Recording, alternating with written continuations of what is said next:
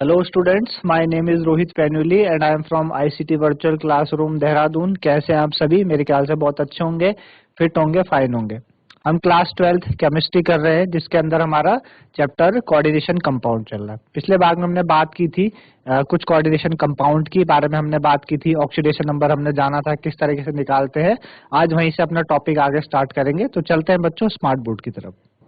तो लास्ट हमने बच्चों आईपीसी नेमिंग करी थी। हमने जाना था किस तरीके से आईपीसी नेम हम कर सकते हैं, उसके बारे में हमने जाना था, है ना। तो हम वहीं से क्या करेंगे, आगे स्टार्ट करते हैं इसके बारे में, ठीक है ना। तो आपको दोनों तरह से आ सकते हैं। आपको कंपाउंड दिया जाएगा, उसका आईपीसी नेम आपको पूछा जाएगा, या फिर क्या हो सकता है, आपको क्या हो सकता है, या तो आपको आईपीसी नेमिंग पूछी जाएगी या कंपाउंड आपको नाम दिया जाएगा, उसका आईपीसी नेम आपको बताना होगा, ठीक है ना। तो चलिए, जैसे कि आज हमारे पास क्या है,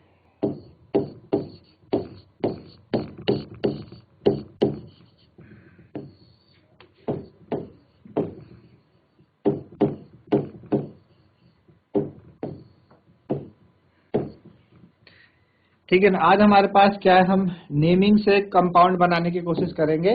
जैसा सबसे पहले हमारे पास क्या है, potassium tetra hydroxy, potassium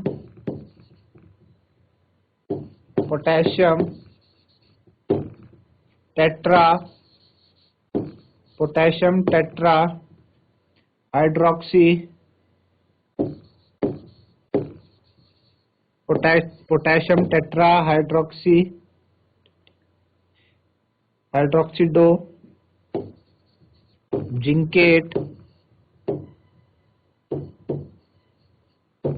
zincate second, ठीक है। ये हमारे पास पोटेशियम टेट्रा हाइड्रोक्सी जिंकेट इतना, ठीक है ना। चलिए, तो किस तरीके से इसका हम नाम, इसका जो फॉर्मूला है हम तैयार करेंगे, है ना। तो देखो क्या है, पोटेशियम है आपके पास और क्या है, टेट्रा हाइड्रोक्सी है। टेट्रा हाइड्रोक्सी यानी OH को होता है हाइड्रोक्सीडो, OH का आता है, और जिंकेट आपके पास Zn है। तो Zn तो आपके पास क्या हो गया, Zn की आपको स्टेट दी है ना।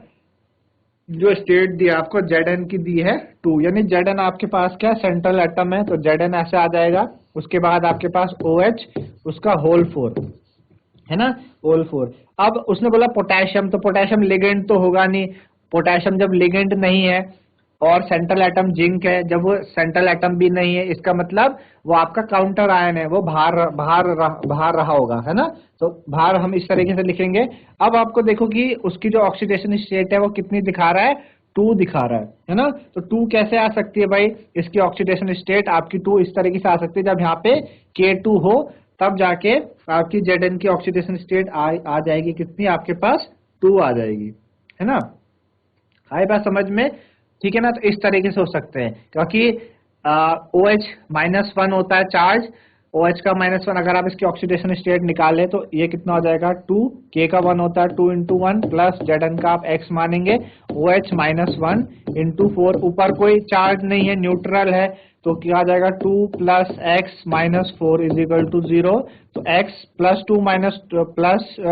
2 - 4 कितना हो जाएगा बच्चों, -2 = 0। तो X कितना हो जाएगा, X हो जाएगा आपके पास +2, है ना।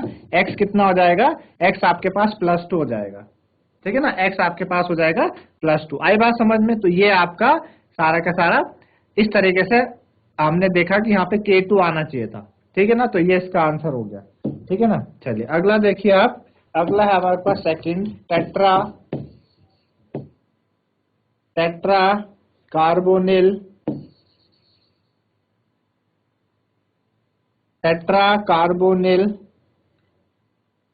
निकल 0,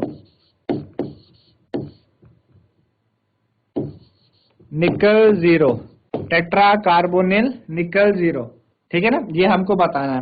तो निकल की ऑक्सीडेशन स्टेट बताइए, यानी निकल आपके पास सेंट्रल एटम हो गया, कार्बोनिल आपको पता है CO, और टेट्रा है तो होल 4, और कोई है नहीं, तो ये आपके पास इसका फॉर्मूला इस तरीके से बन जाएगा। आई बात समझ में। चलिए थर्ड देखते हैं। थर्ड क्या हो सकता है आपके पास,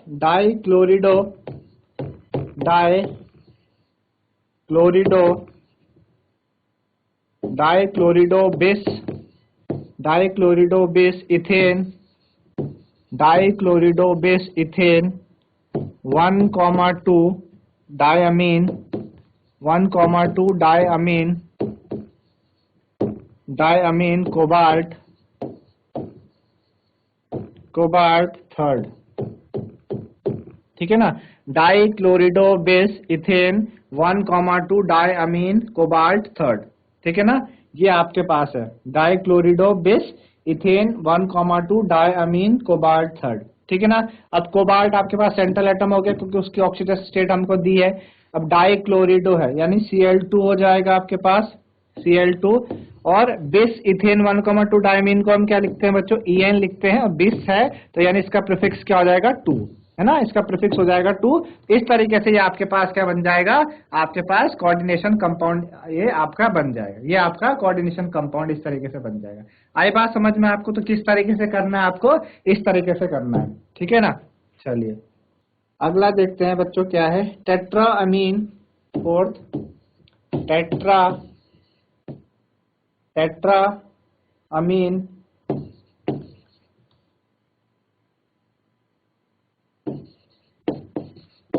tetra ammine aqua chlorido, tetra ammine aqua chlorido, tetra ammine aqua chlorido, tetra ammine aqua chlorido cobalt, tetra ammine aqua chlorido cobalt third chloride, ठीक है। Tetra ammine aqua chlorido cobalt third chloride, ठीक है ना। ये आपके पास tetra amino aqua chlorido cobalt third chloride ये है। तो कोबाल्ट है आपके पास, जो सेंट्रल एटम है बच्चों क्या है, कोबाल्ट है ना। सेंट्रल एटम क्या आपके पास, कोबाल्ट है, CO, कोबाल्ट आपके पास सेंट्रल एटम है क्योंकि उसकी ऑक्सीडेशन स्टेट हमें बताई है। फिर आपके पास टेट्रा अमीन बोला है तो यानी NH3 का होल 4 होना चाहिए। अमीन को हम क्या लिखते हैं, NH3 लिखते हैं। अमीन को क्या लिखते हैं बच्चों, NH3, है ना। NH3 लिखते हैं तो NH3 का क्या हो जाएगा, होल 4 हो जाएगा, है ना। टेट्रा अमीन हो गया बच्चों। फिर एक्वा है, एक्वा को क्या लिखेंगे आपके पास, एक्वा को क्या लिखते हैं, H2O लिखते हैं, तो H2O आ गया एक्वा के लिए। टेट्रा अमीन एक्वा क्लोरिडो है ना, तो क्या आ जाएगा, Cl आ जाएगा इस तरीके से। और उस कोबाल्ट की ऑक्सीडेशन स्टेट के बाद क्लोराइड बाहर दिया गया है तो Cl2 इस तरीके से आ जाएगा आपके पास, ठीक है ना। तो ये हो जाएगा आपके पास tetra ammine aqua chlorido cobalt third chloride, ठीक है ना। Tetra ammine aqua chlorido cobalt third chloride, ये इस तरीके से, ठीक है ना। एक और देखते हैं, penta ammine, penta ammine, penta ammine कार्बोनेटो,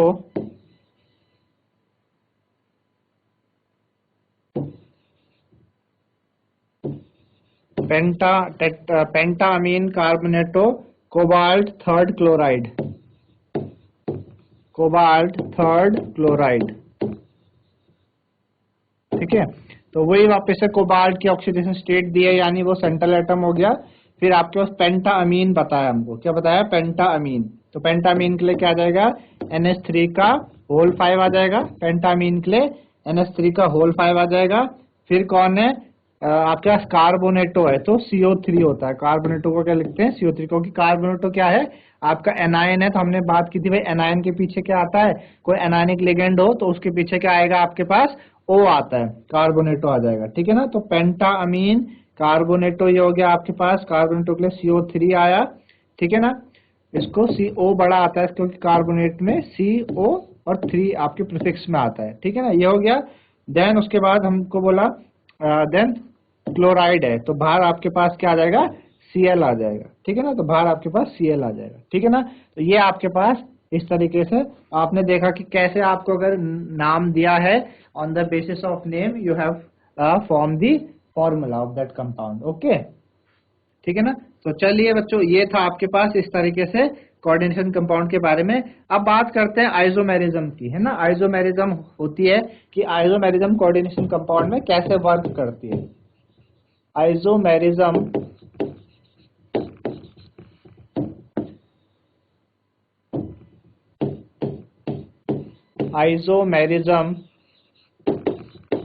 isomerism in coordination compound, isomerism in coordination compound.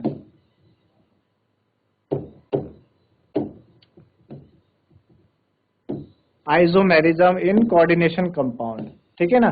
Coordination compound में आइसोमेरिज्म किस तरीके से होती है, ये बातें हमें बतानी है।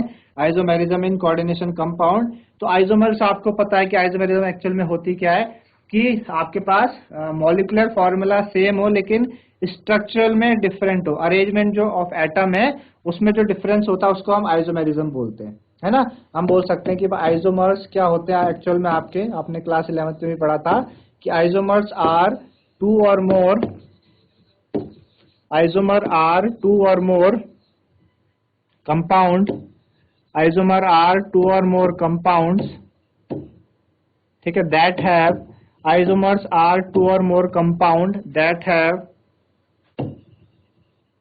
Same, isomer are two or more compound that have same chemical formula, that have same chemical formula,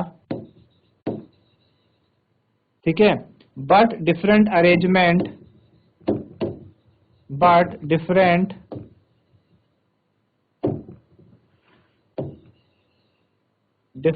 arrangement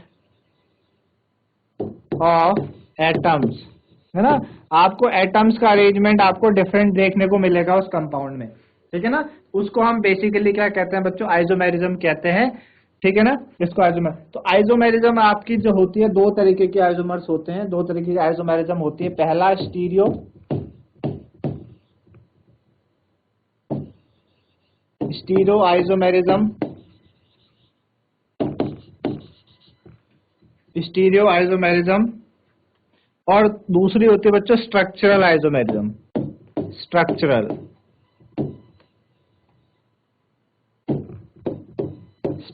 isomerism, ठीक है ना। तो जो स्टीरियो आइसोमर्स होते हैं, स्टीरियो आइसोमर होती क्या है, स्टीरियो आइसोमर में केमिकल फॉर्मूला आपको सेम देखने को मिलेगा, same chemical formula, same chemical formula, but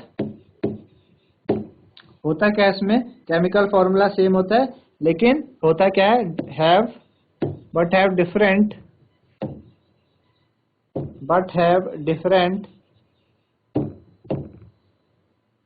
स्पाटियल arrangement, different spatial arrangement,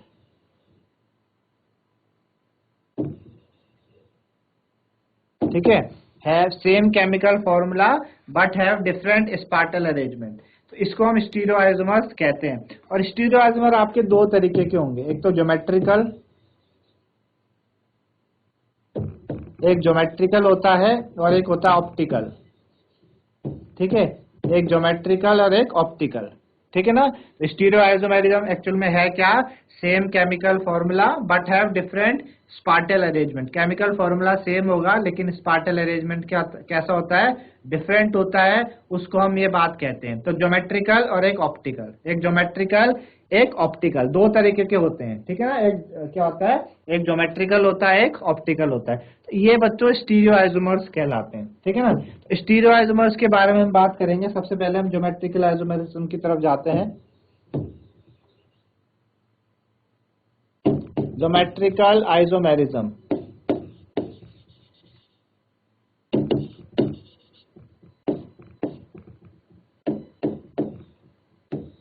geometrical isomerism सबसे पहले बच्चों क्या है, ज्योमेट्रिकल आइसोमेरिज्म। तो इस तरीके के आइसोमेरिज्म बच्चों आपके किस में होते हैं, हेट्रोलेप्टिक कॉम्प्लेक्स। आपको बताया था हेट्रोलेप्टिक कॉम्प्लेक्स के बारे में। हेट्रोलेप्टिक कॉम्प्लेक्स होते क्या है, जिनमें कि आपको डिफरेंट क्या देखने को मिलेंगे, लिगेंड देखने को मिलेंगे, डोनर ग्रुप अलग अलग होते हैं। होमोलेप्टिक में तो आपने क्या पढ़ा था कि आपको एक ही तरीके का डोनर ग्रुप आपको देखने को मिलेगा, जैसे कि अगर कोबाल्ट के साथ NH3 है तो वही रहेगा। लेकिन हेट्रो में क्या हो जाता है, कोबाल्ट के साथ NH3 के साथ और Cl भी आ जाता है, मतलब दो डोनर ग्रुप आपको देखने को मिलते हैं, दो या दो से ज्यादा डिफरेंट बोला जाए in the sense different donor group आपको देखने को मिलेंगे। होमो में एक ही जैसा डोनर ग्रुप होता है। इस तरीके के आइसोमर आपको हेट्रोलेप्टिक कॉम्प्लेक्स में मिलते हैं। और due to different possible geometric arrangement of ligand के कारण ये इस तरीके से दिखाते हैं। तो जनरली कौन ज्योमेट्रिकल आइसोमर शो करते हैं? जनरली वो करते हैं जिनका कोऑर्डिनेशन नंबर 4 या 6 हो। 4 या 6 वाले जनरली क्या करते हैं? आपका ज्योमेट्रिकल आइसोमर शो करते हैं। ठीक है ना? तो मेनली अगर हम स्क्वायर प्लेनर की बात करें, स्क्वायर प्लेनर आपको बताया कि square planar 4 coordination number show करता है और 6 कौन करते हैं? ऑक्टाहेड्रल 6 करते हैं। तो स्क्वायर प्लेनर में MX2L2 टाइप के क्या दिखाते हैं? ज्योमेट्रिकल दिखाते हैं। यहाँ पे X और L दोनों के दोनों कैसे हैं? यूनिडेंटेट है। यूनिडेंटेड आपको बताया था जिसके पास क्या हो? सिर्फ एक ही डोनर एटम हो, सिंगल डोनर एटम, उसको हम यूनिडेंटेड बोलते हैं। जैसे Cl negative, NH3, OH, H2O, ये सारे के सारे यूनिडेंटेड हमने पढ़े थे। तो स्क्वायर प्लेनर MX2L2 टाइप के क्या करते हैं? आपके ये इस तरीके से दिखाएंगे। तो यहाँ पे जो दो लिगेंड X के वो एडजेसेंट पोजीशन पे रहते हैं, उनको हम सिस आइसोमर बोलते हैं। और दो आपके क्या रहते हैं? आपके ओरिएंटेड होते हैं अपोजिट डायरेक्शन में, उनको हम ट्रांस बोलते हैं। जैसे फॉर एग्जांपल हमारे पास एक ये है प्लेटिनम NH3 का होल ट्वाइस और Cl2, ये हमारे पास कोई कोऑर्डिनेशन कंपाउंड है। प्लेटिनम NH3 का होल ट्वाइस, Cl2 कोई हमारे पास कोऑर्डिनेशन कंपाउंड है। अब इसका हमें सिस और ट्रांस बनाना है, तो कैसे बनेगा सिस और ट्रांस? ये भाई प्लेटिनम हो गया आपके पास सेंट्रल एटम।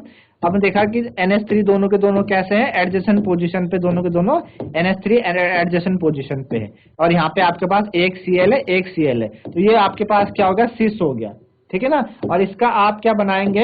इसका आप अगर आप ट्रांस बनाएंगे तो कैसे बन जाएगा? NH3 इधर आ जाएगा, Cl इधर आ जाएगा, इधर NH3 आ जाएगा और इधर आपके पास क्या आ जाएगा? Cl आ जाएगा। तो ये आपके पास ट्रांस हो गया। तो आपने पहले भी क्लास 11 में पढ़े सिस और ट्रांस के बारे में। जब एक तरफ सेम ग्रुप आपको देखने को मिलते हैं उसको हम सिस आइसोमर बोलते हैं, और एक तरफ आपको डायगोनल में या अपोजिट साइड आपको सेम ग्रुप देखने को मिले तो उसको हम क्या बोलते हैं बच्चों? ट्रांस आइसोमर बोलते हैं। तो बेसिकली ये आपका क्या है? सिस और ट्रांस के बारे में है ना, ज्योमेट्रिकल आइसोमर।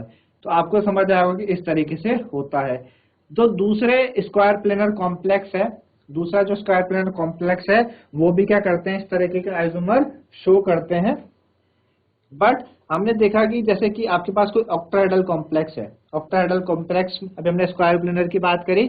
ऑक्टाहेड्रल कॉम्प्लेक्स में MX2L4 टाइप के क्या करते हैं? आपका ज्योमेट्रिकल आइसोमर शो करेंगे। यहाँ पे दो लिगेंड X के सिस में होते हैं और बाकी ट्रांस में होते हैं। जैसे फॉर एग्जांपल हमारे पास ये है CONH3 का होल 4 Cl2। अभी ऑक्टाहेड्रल कॉम्प्लेक्स आप देख पा रहे हैं कि इसमें इसका कोऑर्डिनेशन नंबर 6 है। हमने बात की थी कोऑर्डिनेशन नंबर क्या होता है कि सेंट्रल मेटल के अराउंड कितने ग्रुप या आयन बाउंड है सेंट्रल मेटल के अराउंड, उसको हम कोऑर्डिनेशन नंबर बोलते हैं। जैसे यहाँ पे कोबाल्ट के साथ कितने ग्रुप अटैच्ड है? 6, 4 NH3 के और 2 Cl के, तो 6 ग्रुप हो गए। तो इसका कोऑर्डिनेशन नंबर कितना हो गया बच्चों? 6 हो गया, है ना? 6 हो गया इसका कोऑर्डिनेशन नंबर। तो इस तरीके का क्या करता है? सिस और ट्रांस दिखाएगा। तो कैसे दिखाएगा सिस और ट्रांस? ये कोबाल्ट आपके पास सेंट्रल एटम हो गया, ये आपके पास इधर Cl, इधर NH3, देखो एडजेसेंट पोजीशन पे NH3 आ गए। ठीक है, सिस आइसोमर बताएगा। यहाँ पे एडजेसेंट पोजीशन पे कितना आ गए? आपके NH3 आ गया और इधर आपके पास Cl आ गया। देखो Cl एडजेसेंट है, NH3 एडजेसेंट है, NH3 एडजेसेंट है, इसको क्या बोलेंगे हम? सिस आइसोमर बोलेंगे। ठीक है ना? इसके ऊपर प्लस चार्ज आएगा क्योंकि यहाँ पे क्या है? प्लस है।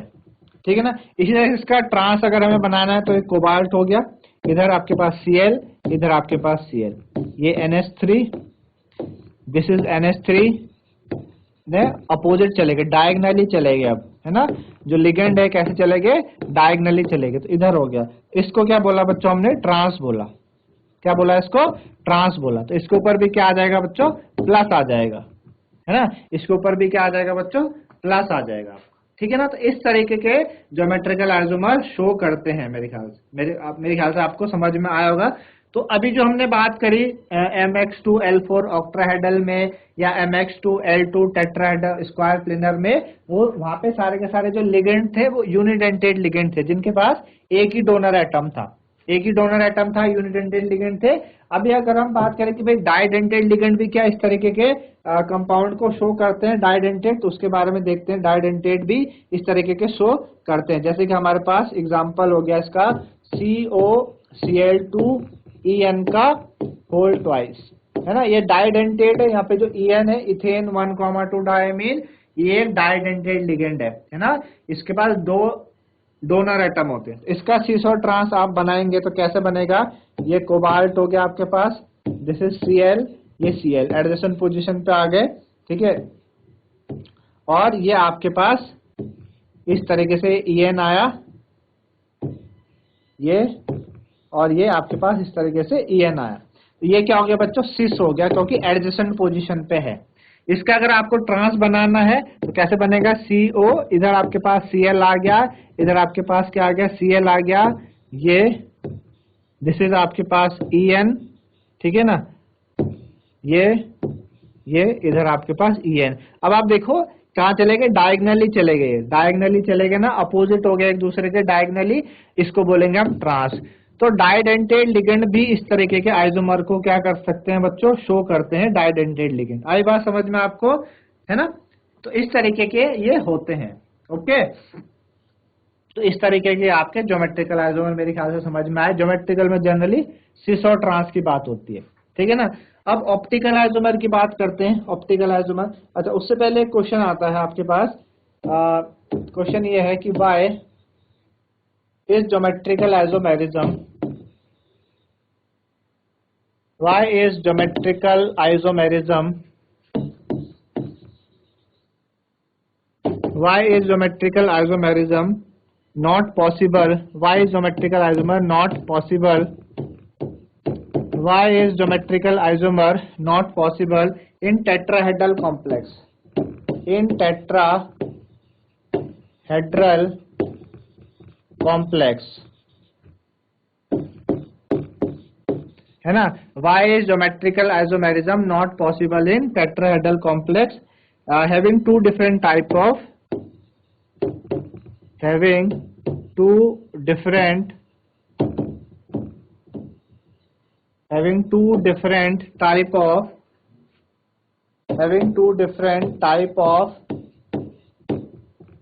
unidentate ligand, two different type of unidentate ligand. Why is geometrical isomerism not possible in tetrahedral complex having two different type of unidentate ligand coordinated with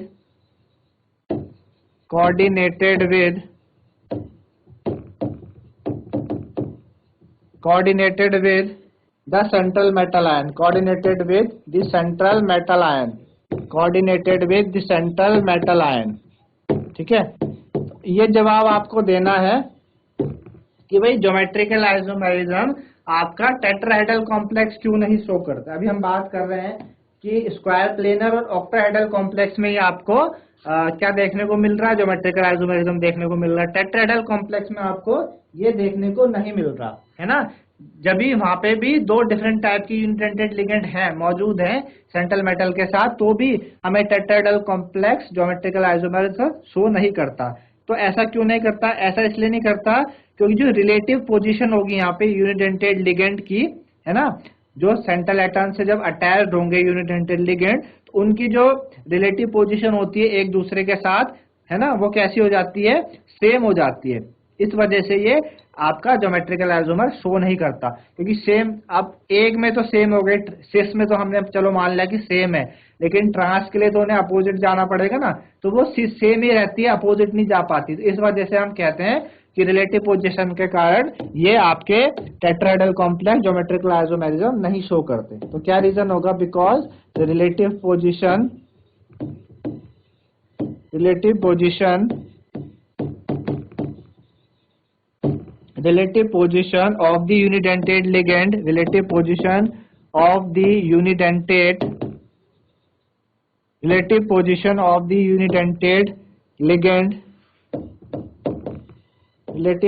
of the unidentate ligand, relative position of the unidentate ligand attached to the central, the relative position of the unidentate ligand attached to the central metal atom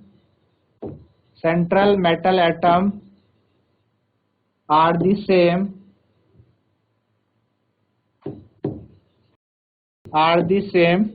with respect to each other.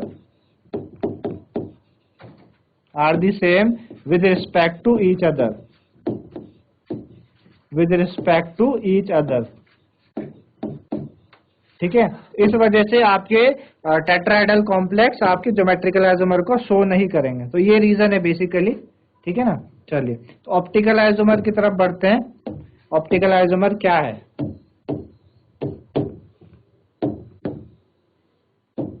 Stereo में दूसरा आपके पास क्या है बच्चों? Optical isomerism. Optical isomerism. ठीक है, तो optical isomerism आपने चैप्टर हेलो एल्केन हेलोरिन में भी ऑप्टिकल आइसोमर के बारे में समझा था. बेसिकली ऑप्टिकल आइसोमर वो शो करते हैं जो आपके क्या दिखाते हैं, मिरर इमेज जिनकी नॉन सुपर इम्पोजिबल. सपोज जैसे कि आपका कोई आपका हाथ है या आपका अंगूठा हो गया और ये 4 उंगलियां है ना. अब इस हाथ को आप मिरर के सामने रखेंगे, मिरर है आपके पास, तो इसकी जो इमेज है उस तरफ कैसे बनेगी? ये अंगूठा इस तरफ चले जाएगा, ये अंगूठा ऐसा आ जाएगा आपके पास, ये मिरर इमेज है. अब आप इस हाथ को इस हाथ के ऊपर आप रखेंगे तो दोनों के दोनों कैसे है? नॉन सुपर इम्पोज है. Non super impose. ठीक है ना. ये आप एक दूसरे के ऊपर सुपर इम्पोज नहीं करेंगे, मतलब एक के ऊपर ठीक से नहीं बैठेंगे.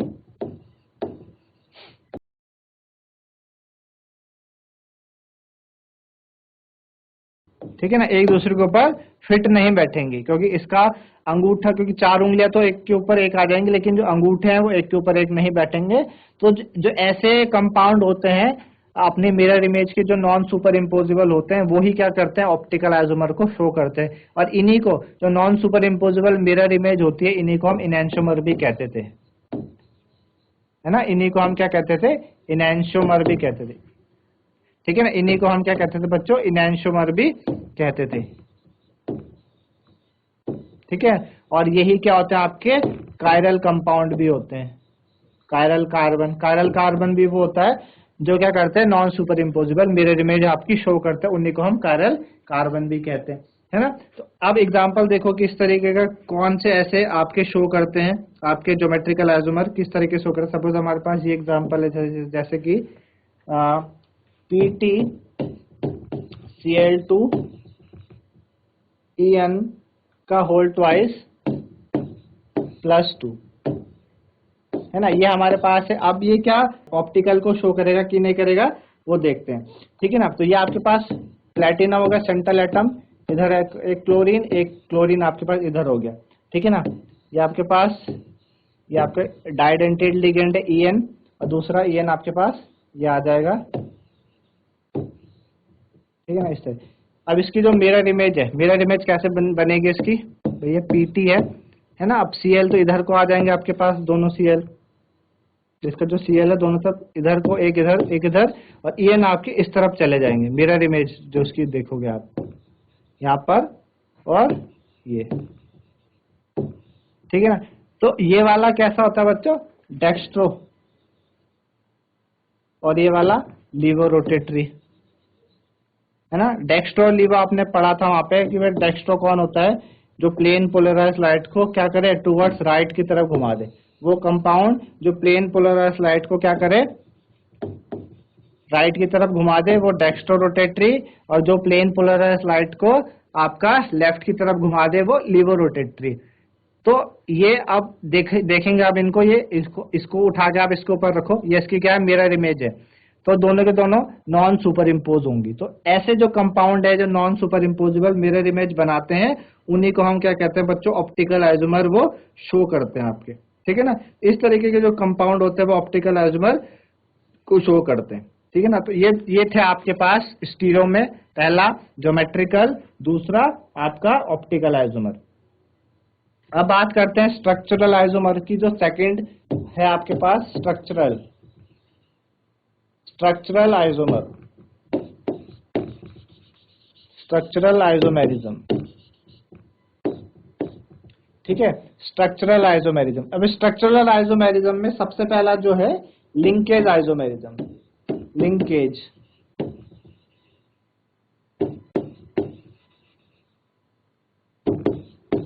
है ना। लिंकेज स्ट्रक्चरल में सबसे पहला क्या है, लिंकेज आइसोमर। तो लिंकेज आइसोमर होते क्या है, किस तरीके से लिंकेज आइसोमर शो करते हैं? तो जो लिंकेज आइसोमर होंगे वो जनरली एम्बिडेंटेड लिगेंड शो करेंगे, एम्बिडेंटेड लिगेंड। एम्बिडेंटेड लिगेंड आपके क्या करते हैं, लिंकेज आइसोमर को शो करेंगे। आपको बताता है एम्बिडेंटेड लिगेंड क्या है, कि जैसे कि आपके पास NO2 है ना, NO2। अब NO2 में क्या होगा कि कभी तो ये आपका मेटल से N की साइड से जुड़ता है, तो हम इसको क्या बोलते हैं, नाइट्रिटो N बोलते हैं। और कभी ये मेटल एटम के साथ कहां से जुड़ेगा, O से जुड़ेगा, तो हम इसको बोलेंगे क्या, नाइट्रिटो O बोलेंगे, ठीक है ना।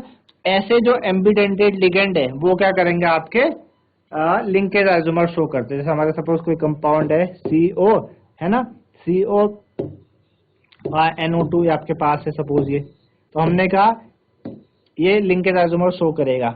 अभी ये किससे जुड़ा है, जो सेंट्रल एटम है नाइट्रोजन से जुड़ा है, एक बारी में क्या होगा, सेंट्रल एटम किससे जुड़ जाएगा, ऑक्सीजन से जुड़ जाएगा। इसको हम क्या कहेंगे, लिंकेज आइसोमर्स, ठीक है ना। चलिए दूसरी कैटेगरी हमारे पास क्या है, इसकी कोऑर्डिनेशन आइसोमर, ठीक है ना, कोऑर्डिनेशन आइसोमर होता है।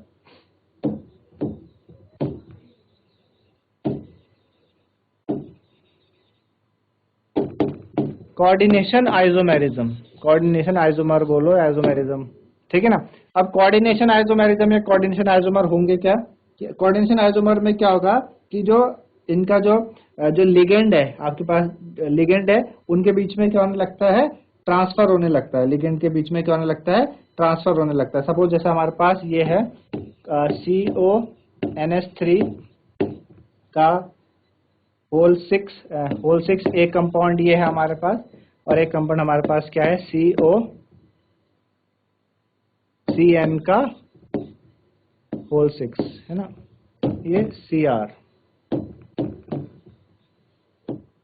ठीक है। एक में कोबाल्ट आपके पास सेंट्रल एटम है, और एक में कौन है सेंट्रल एटम, आपका क्रोमियम है, ठीक है ना। अब होगा क्या इसमें कि इधर कौन लिगेंड बाउंड है, NH3 बाउंड है कोबाल्ट के साथ, इधर कौन बाउंड है, CN बाउंड है ना। इसमें क्या है, कोबाल्ट के साथ NH3, इधर कोबाल्ट के साथ कौन है, CN, तो इंटरचेंज हो जाएगा, है ना। जो NH3 है वो इस वाले पे चले जाएगा, और CN क्या चले जाएगा, इस तरह में चले जाएगा।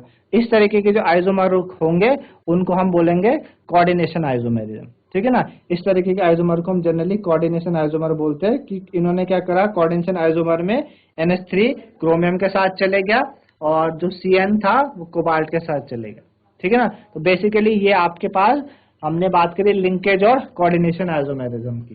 तो इस तरीके से बच्चों आज हमने आइसोमेरिज्म की बात करी, मेरे ख्याल से आपको समझ में आएगा। Geometrical, optical, linkage isomer, coordination isomer, है ना। दो तरीके के और आइसोमर हमारे पास बचते, आयोनाइजेशन आइसोमर, सॉल्वेट आइसोमर, है ना, उसको हम अगले भाग में लेके आएंगे। तो आज के लिए इतना ही था, धन्यवाद, हैव अ नाइस डे।